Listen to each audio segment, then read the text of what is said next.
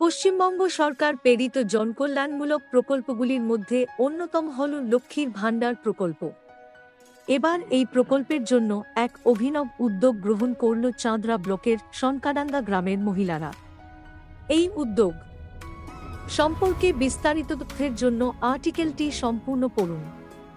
মহিলাদের অভিনব পদক্ষেপ। গ্রাম বাংলার মহিলাদের আর্থিক উন্নয়নের লক্ষ্যে মুখ্যমন্ত্রী মমতা ব্যানার্জি লক্ষ্মীর ভাণ্ডার প্রকল্প শুরু করেন। এবার সনকাডাঙ্গার প্রায় ৬০ থেকে ৭০টি পরিবারের মহিলারা একত্রিত হয়ে লক্ষ্মীর ভাণ্ডার ক্লাব গঠন করেছেন। বিভিন্ন গ্রামে বাল্যবিবাহ রোধ করা, গ্রামের মহিলারা যাতে অর্থনৈতিকভাবে স্বাবলম্বী হতে পারে সেই দিকে লক্ষ্য রাখা।